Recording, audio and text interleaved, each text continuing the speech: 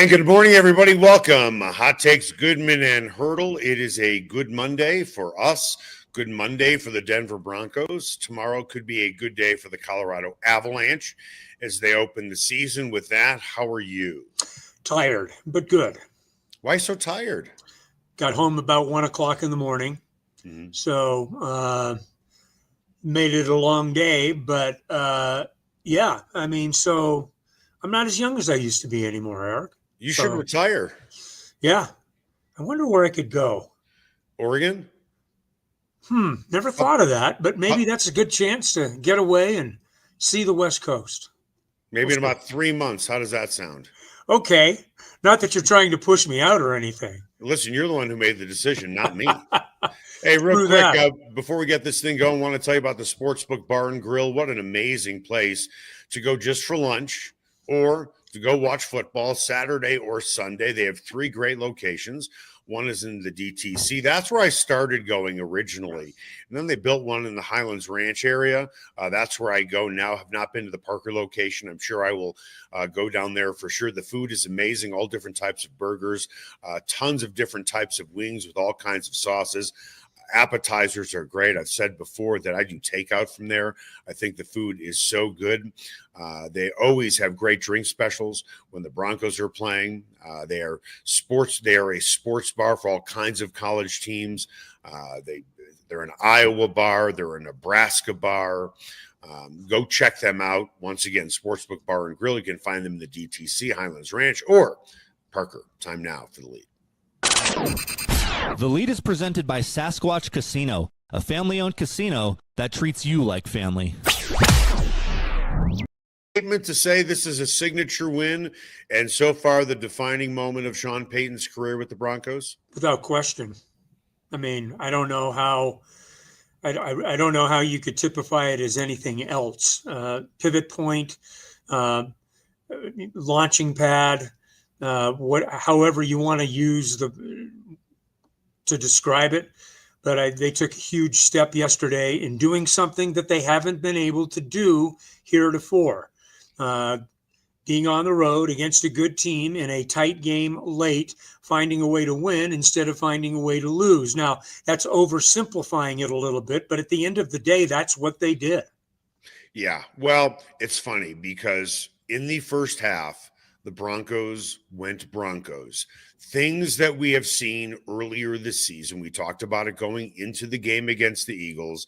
They are a team that does not make a lot of mistakes. And when you do, whether it's penalties or you miss on a play, they make you pay dearly. And let me give you a really good example of a series of a confluence of events. Broncos should have had a touchdown. Nix overthrows Sherfield for a touchdown. Next play, I believe, or maybe a play later, Bo Nix takes a sack, knocking him out of field goal range on the ensuing Eagles drive. Perfect position for the defense. 3rd and 17. Broncos should be getting the Eagles offense off the field. Instead, a 53-yard pass to Devontae Smith. Then Pat Surtain has a pass interference. Goddard scores a touchdown, and just like that, bang, a 14-point swing. And I'm thinking, man, where have we seen this before? But in the fourth quarter, the Eagles became undisciplined. They made some mistakes. 4th and 4 in the fourth quarter, they were going to go for it. Pre-snap penalty after a huge gain by Smith, and they had to punt. Right when that happened, I'm thinking, you know what? Maybe the tide is turning. Maybe the Broncos rubbed a little of their bad juju on the Eagles. Then with the Broncos driving, should have been 4th down for the Broncos, turns into a 1st down because of an unnecessary roughness call on the Eagles. That leads to a Broncos field goal to make it 21-17. That's the way it ended. But, of course, the game did not end without high drama in which that Hail Mary could have been answered. Yeah, no question. All of the above. And in Indianapolis or Los Angeles, those kind of series of unfortunate events conspired to kick the Broncos between the teeth or in the teeth. Yep. Yesterday, it worked out for them. So in the world of the NFL where small things become big and you see things happen in the moment, how big was this for the Broncos? I was talking with our buddy Andrew Mason yesterday. I've heard of him. Yeah. Heard of him. Yeah. And love him. And I know you do too. I do. And we were chatting about it, and we were talking about the last time that we had been in Philadelphia, and that was back in 2017. In 2017, the Broncos went in there and got their asses kicked.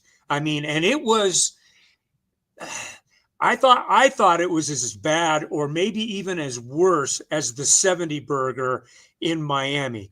For this reason, it was the beginning of the end.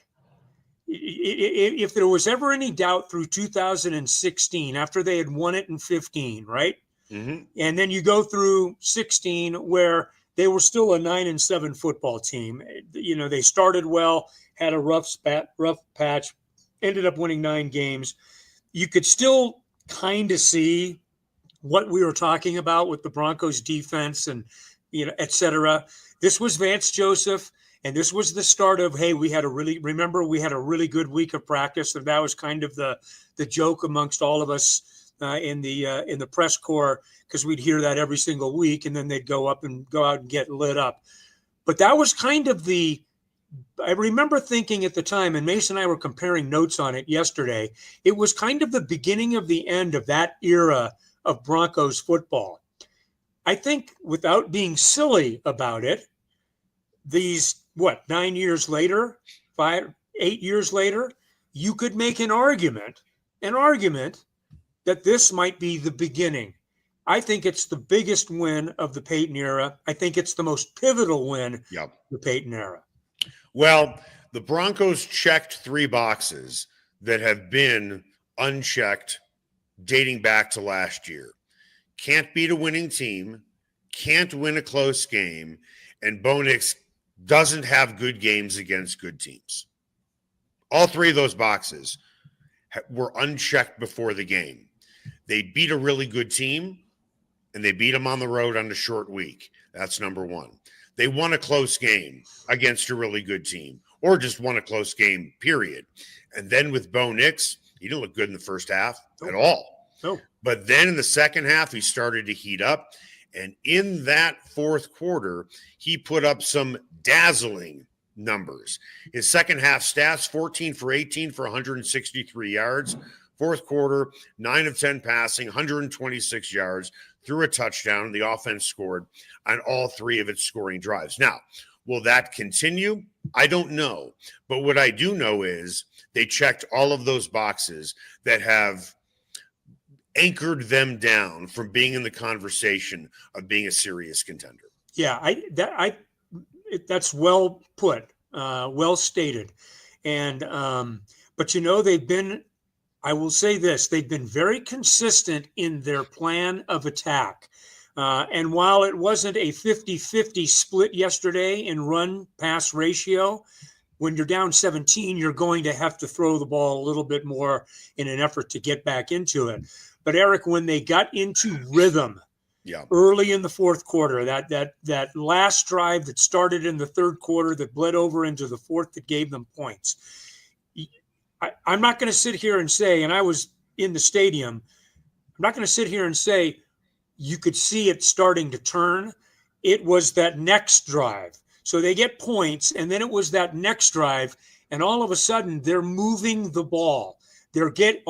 And all of the work that they've done seeding the soil in the run game started to finally take root. And all of a sudden, you got a 4-yard hit. You got a 7-yard hit. You got a 3-yard hit followed by a 6-yard hit. And all of a sudden, those 3rd and longs, through 3 quarters, their average distance to go in third down was 8.1 yards. I kept track of this all through the game.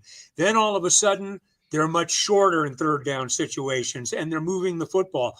Then you could start to feel some rhythm. And when they got back to within a touchdown, it just had the feel of one of those games like, how are they in this? But they have a chance to win it. Now can they do it? I'm going to give credit to Andrew Mason for this stat, because if he's wrong, at least I don't have to fall on the sword for it. That's why I'm going to attribute it to Mace. I believe he said following the game, this is only the Broncos' second ever 14-point comeback in franchise history. That is correct. And we were checking on that during the game yesterday.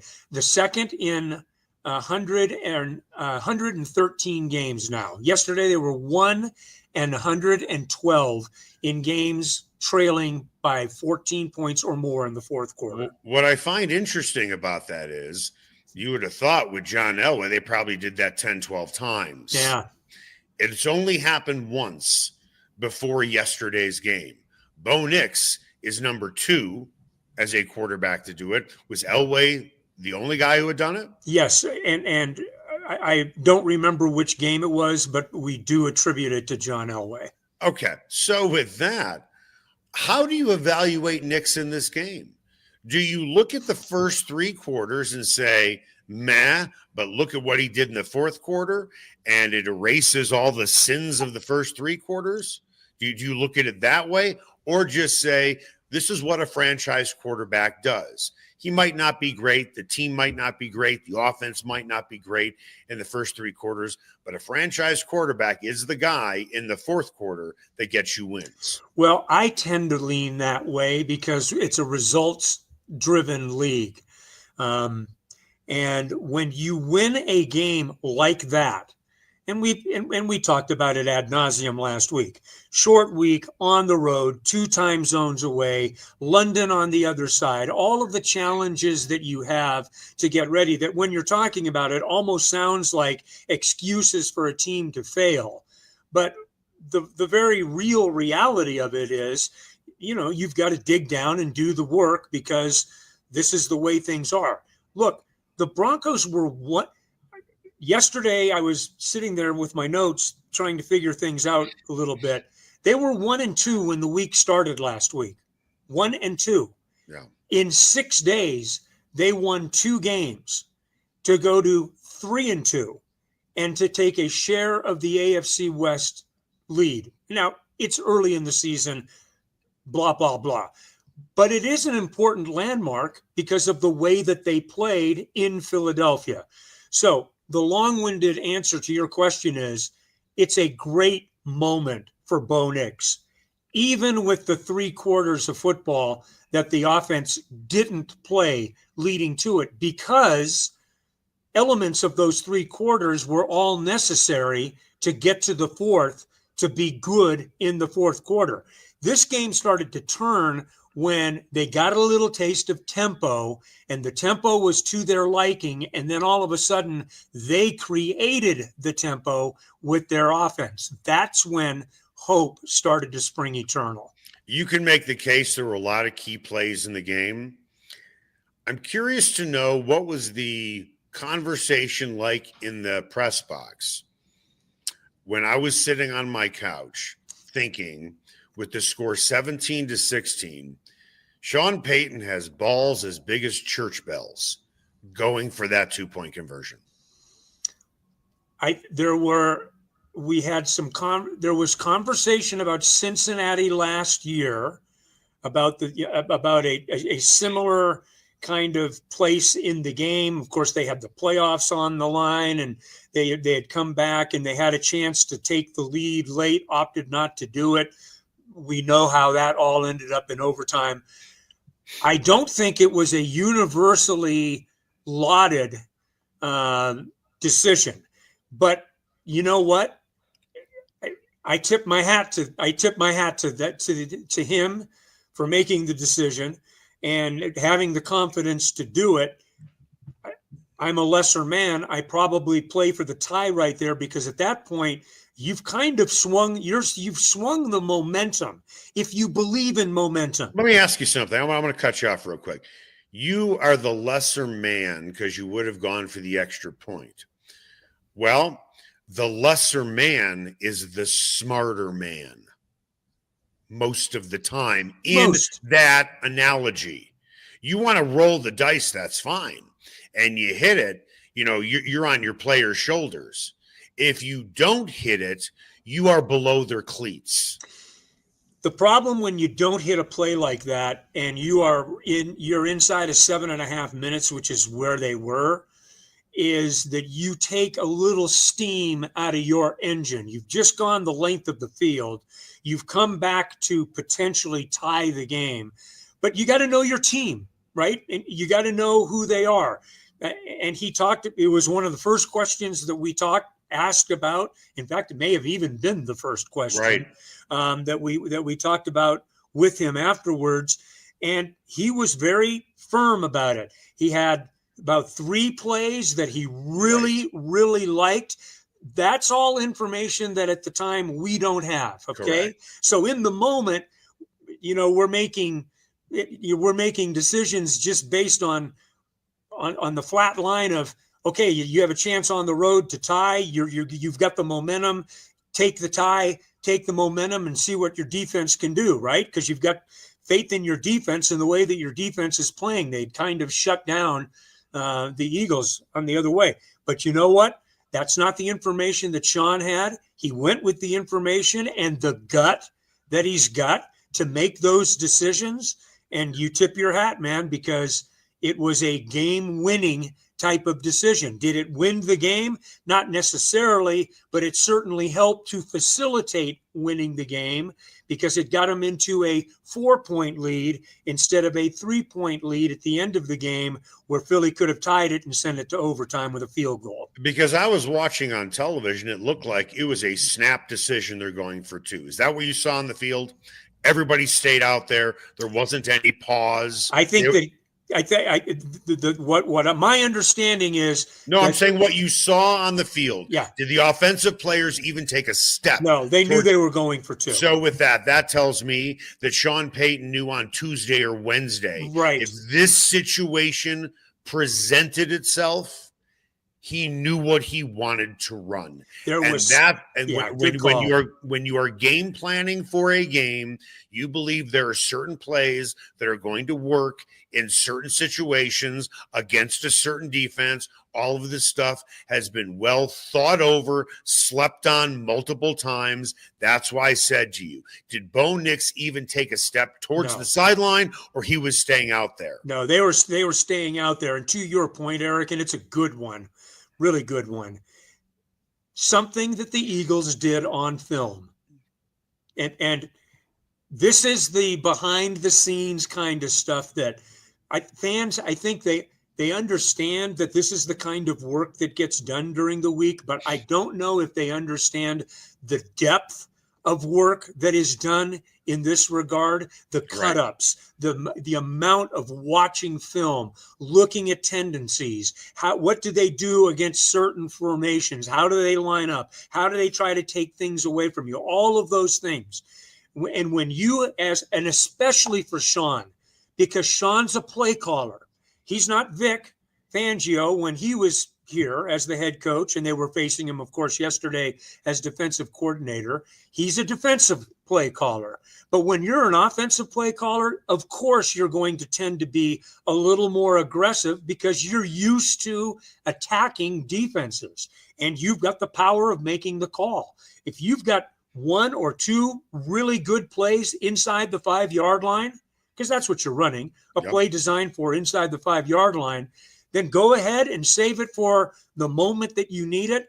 And Troy Franklin ran a tremendous, quick pattern and broke free, and Bo Nix gave him a good ball, and it was a huge play.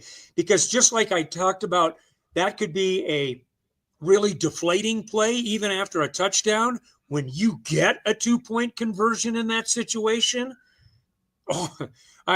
that gives you even more wind in the sails. And so from that point on, the Broncos were basically cooking with oil. So who are the Broncos right now? Yes, they won the game. I get it. They beat a very good team on the road, short week. Fourth quarter was the deciding quarter for the Broncos.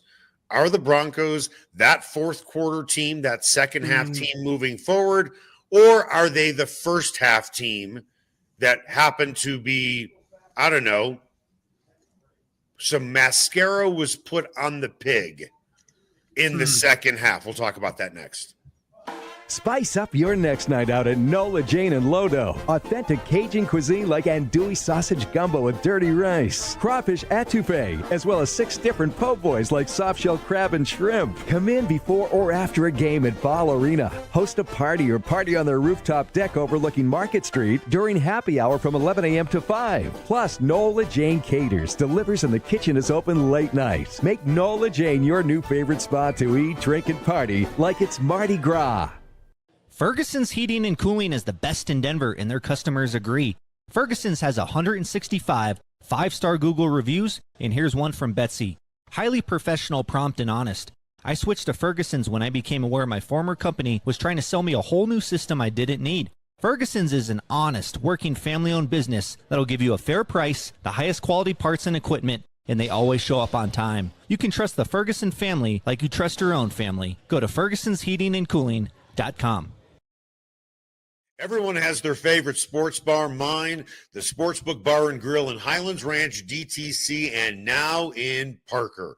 All their locations are everything a sports bar should be. An upscale menu with 12 different burgers, outstanding wings, and my favorite, the Philly cheesesteak egg rolls. They've got every game on the NFL Sunday Ticket, MLB Extra Innings, NHL Center Ice, NBA League Pass, plus soccer, rugby, and UFC. Sportsbook, great hangout bar, great for private parties. The Sportsbook Bar and Grill in Highlands Ranch, DTC, and now in Parker. They are the sports bar. Sasquatch and Wildcard Casinos in Blackhawk have another incredible promotion. They'll be giving away a Ford Maverick Tremor truck or over $25,000 in cash the weekend of October 24th. Daily cash drawings are every 45 minutes between 10 a.m. and midnight.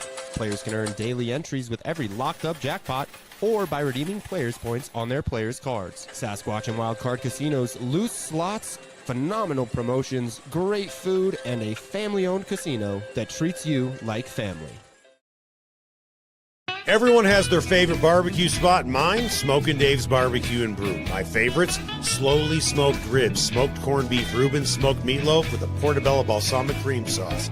Don't forget about Smokin' Dave's 16-hour smoked brisket and pork with one of their 4 homemade barbecue sauces. Great sides, you bet. Barbecue beans made with pork and brisket and their southern corned bake. Man, you gotta try it. Plus, they have amazing non-barbecue entrees on the menu. Go where I go, Smokin' Dave's Barbecue and Brew in North Denver. Ever wondered where city and county fleet vehicles go when they retire? Now's your chance to find out and score big. Imagine driving away with a great deal on a reliable vehicle. For over 45 years, Roller Auction has been the trusted source for government fleet vehicles and equipment. Trucks, SUVs, sedans, and more, all selling to the highest bidder. Don't miss out. Visit roller.bid/hot takes to get auction updates today. Your next vehicle could be just a click away. And welcome back. Hot Takes, Goodman and Haertl. Time now for What's Trending. What's trending on Hot Takes with Goodman and Haertl? Brought to you by Mile High Sports.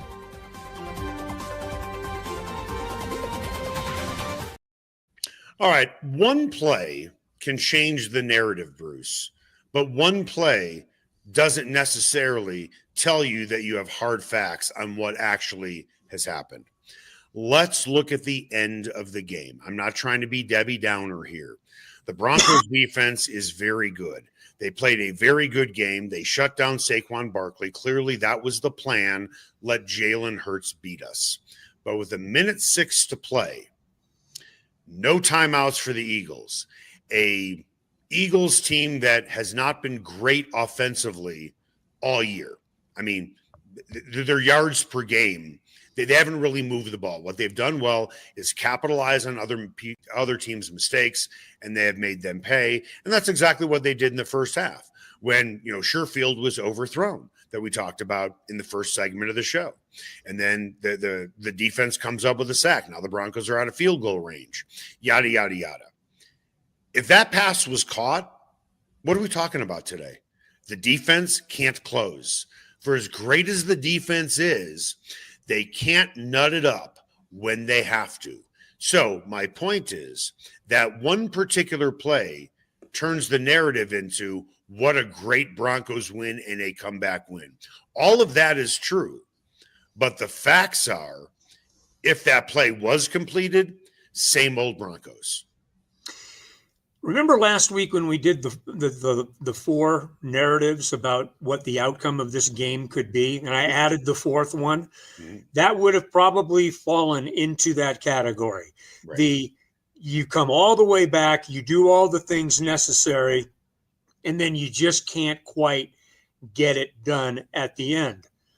They did get it done at the end, and it does change everything. It changes.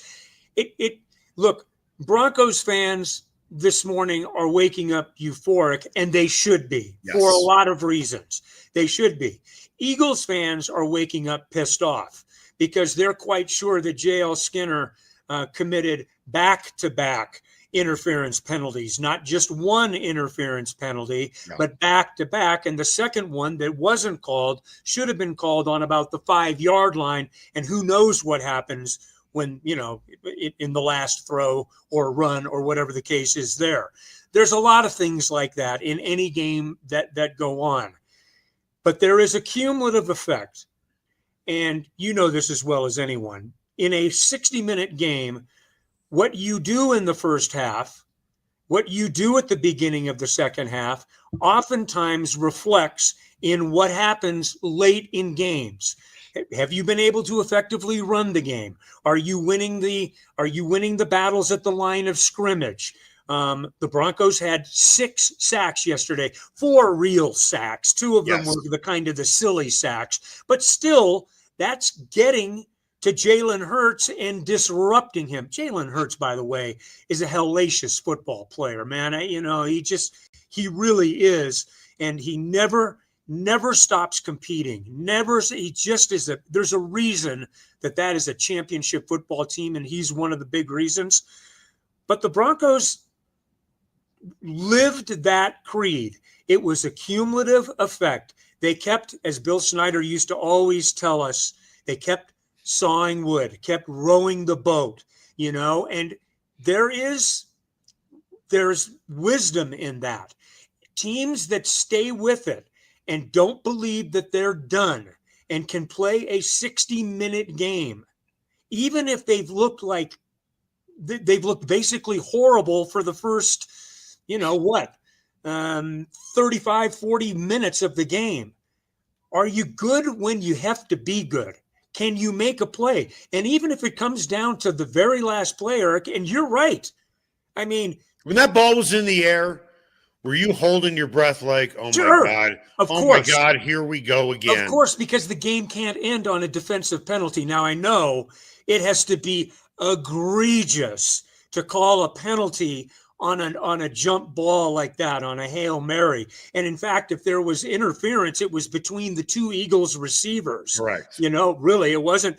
But I mean, yes. A.J. Brown and Smith did a great job defending themselves against each other. Yeah, I mean, they basically took any chance to catch the ball away from their own guy. But in that moment, you know how that is. You're just trying to make a play. But yes, of course. And in your mind, everything is going through it.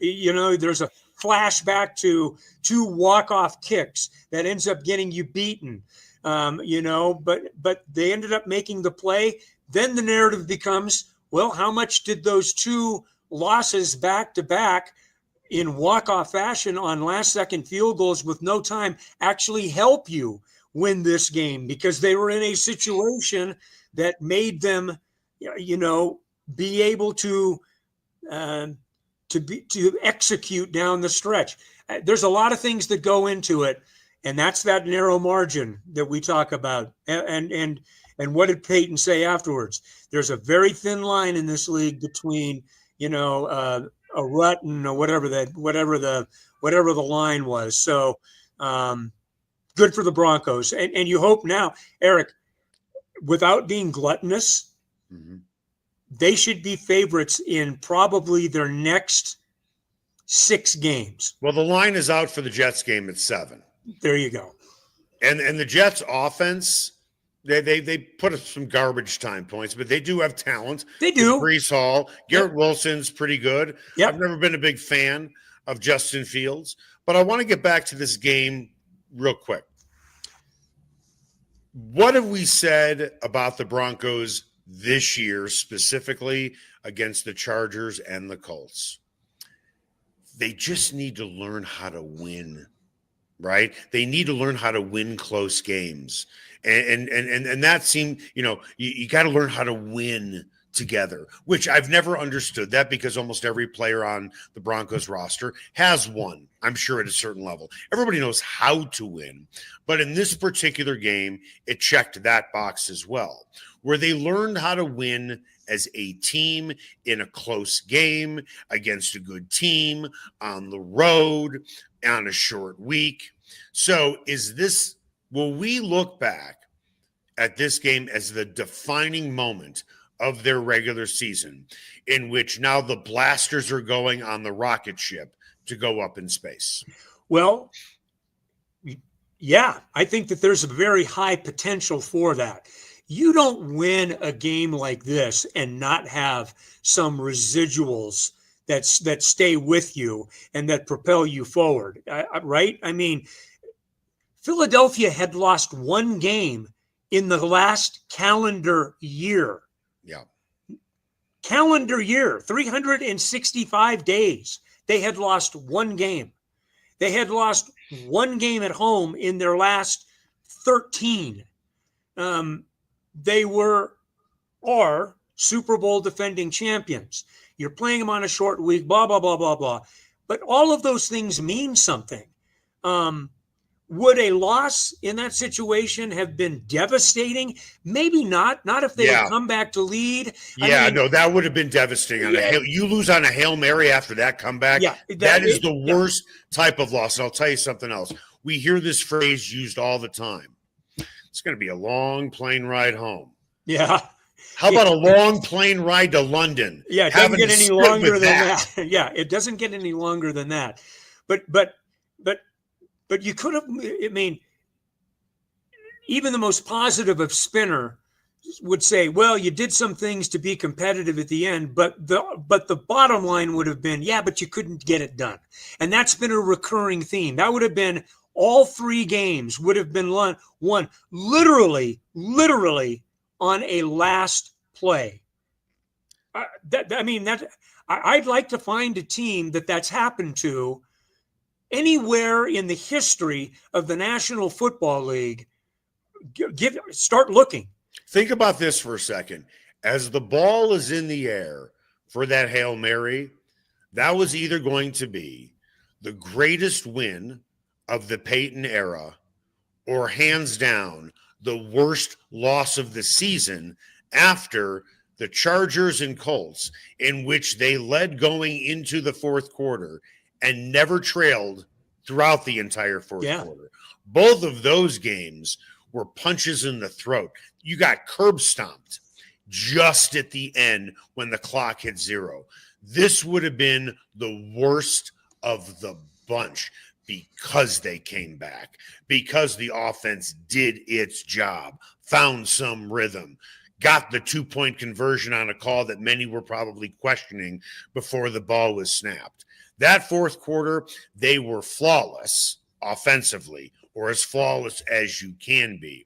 But then this great defense that we have talked about that did a very good job of containing that Eagles offense, with maybe the exception of, and this is another conversation, is Riley Moss on the ropes losing his job to Jahdae Barron? Because Moss is getting picked on, and the other team is succeeding picking on him. He has made some plays, but I'm wondering if Vance Joseph and Sean Payton weren't having a conversation on the plane saying, you know what, we did draft Barron with a first-round pick. We like the fact that he's a Swiss Army knife, but Moss is getting violated out there. He is the most thrown-at player, literally, in the National Football League. He takes more traffic than any other player in the league. And I do think, and it's interesting that, and we'll have time to talk about this during the week, but in a moment's notice on this issue, I can say this. I was thinking yesterday, I haven't checked the snaps this morning, and I will. Jahdae Barron played even fewer snaps this week than he had played the week before. And I will be interested to see what they can do in terms of their nickel or dime approach with Jahdae Barron, if they've got him in a position for a level of trust, right? If they feel that way, to get him into situations that can help, either in pressure or in coverage. We haven't seen that. They played pretty much that base nickel. And I thought Jaquan McMillan yesterday was really good, really good. But I would agree. They haven't been able to get a safety over to help him. And we're talking about Riley Moss. And obviously the 3rd and 17 was the most egregious. But there were a couple of other plays too, where he had given up some space. It's a legitimate question moving forward. I don't think they love him. Yep. I don't think he's in any danger of losing his job. I think it's incumbent upon Vance Joseph and that defensive staff to design something to give him a little bit of help. And that's where I'm guessing they're going to be going. Okay. So I think you can scheme to help out Riley Moss. How do you scheme for Alex Singleton in coverage? Yeah, that's a tough one. The way you scheme there is to get your guy back. Trey Greenlaw? Is to get Trey Greenlaw back. You know what? You're not getting him back. He's never been there. Yeah. Touche. You are absolutely right. No pushback coming from me there. Yeah. And remember, we're talking about week 7 is the earliest that he can reappear in that situation. And oh, by the way, when he does come back, and hopefully he does come back, what's he dealing with? A quad? Yeah. I can't imagine I can't imagine he's going to be firing on all cylinders game 1 in coverage with a quad. If he had a shoulder injury, fine. But anything below the belt, that concerns me with mobility. You know, and Eric, that's another situation. And I'm not going to be casual about this, because you've got to be very careful about when you're using 6 defensive backs. Yeah. Okay, what we call the dime situation, when you're using 6 defensive backs. You just can't go out there and do it all the time. Why is it called dime, by the way? I know why it's called just nickel. Because you have a nickel with 5. I understand the concept that 5 would be a nickel. Because it's easier than saying nickel and a penny. You just go to the next You got to do better than that. Coin. We need to come up with some new verbiage. Dime doesn't make any sense. And in the NBA or college basketball or any basketball, well, what is he's throwing dimes out there? What the hell does that mean? Which is always a great pass, really good assist. Well, what is it? But what does dime have to do with anything? Help me out here. I don't know, Eric. You're going to have to ask. You'll have to ask the kids. ChatGPT. Yeah, there you go. Get your Chat GPT going, and they'll bring us screaming and kicking into the new year. But you got to be careful about how many guys you're using. But Barron would be another. I mean, logically, Barron would be another guy that might be able to help in that situation. But you still got to be able to defend against the run. You've got to be able to answer the calls.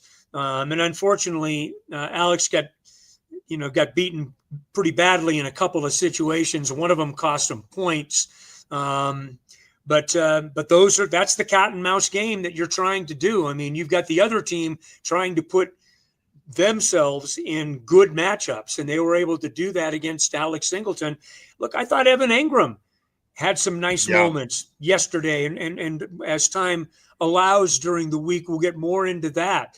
He has been the second most sought target now in each of the last 2 weeks for the Denver Broncos. His time is coming. He had a time yesterday in a way, but I think that there's going to be more and more use of his skills. And they're trying to find that right now. They're trying to find those reps for him and his targets. So there's a lot of things that are very intriguing, but more than anything, to your original question, if this isn't a launching pad, if this isn't a start of something or other in terms of belief and confidence and demonstrated ability, I'll use Sean's own words, then what is? You went on the road in a short week and you beat the defending Super Bowl champions, who, by the way, never lose at home. This was a game that did send some reverberations around the league, maybe not to other teams, but certainly to those who follow the league, watch the league, comment on the league. This was a win that moved the argument about what Sean Payton is doing and who the Broncos are forward. By the way, if you're in a confidence pool, I'd be willing to bet there's a 50-50 chance you're out of your confidence pool. Confidence pool means, every week you pick one game you're totally confident in, and if you win that particular game, you just continue to move on. How many people do you think took the Commanders over the Chargers? Very few. How many picked the Broncos over the Eagles? How many picked the Patriots over the Bills? Yeah. I'm guessing a lot of people picked one of those three games. And now in a confidence pool of 100 people, it's probably down to 6. Eric, who's the dominant team in the NFL? You can't make a case for anybody. Exactly. That's where we are right now. And look, I'm not taking anything away from the Eagles. The Eagles will probably still be the Eagles, right? The Bills will probably still be the Bills. We'll see about the Chiefs tonight. I mean, they're trying to win their 3rd straight game, but they're in a little bit of a sticky wicket down in Jacksonville. Mm-hmm. Jaguars are off to a 3-1 start. That'll be an interesting game to see. But I'm with you. There is not a team that you look at and say, damn, I mean, there just really isn't. Houston all of a sudden, turns after playing like crap for 3 weeks, right? Turns around and puts up a 40 spot or whatever it is against the Ravens. I mean, are you kidding me? You can't trust the Ravens anymore. Right. The Chargers started great guns with 3 straight wins, but now haven't been able to win outside the division. I mean, I don't know what's real and what isn't real. We're still trying to figure it out. Well, I'll tell you one thing I have figured out. After watching yesterday's Arizona Cardinals game, they need to close up shop for the season. That was ridiculous. How many times? Well, you and I can chuckle about this, but you see it once or twice a year, right? You see these knuckleheads drop the damn ball. But it was bigger than that. It was the other play where the ball's getting kicked around. I remember when I went to overnight camp, there was a game, one team against another team in a pool with a greased watermelon. And you're trying to get it across the pool, and that's what it looked like on the field. Yeah, it did. And I just don't understand. I don't know. I mean, I just don't get it. What is the deal about dropping the ball before you? Why can't you just get 2 steps into the end zone and put the ball down? It only happened the week before in the Colts game, which I'm sure every NFL head coach pointed that out. Yeah, sure. With that, that's going to do it for us. Hot Takes, Goodman and Haertl. Make it the best possible day you can.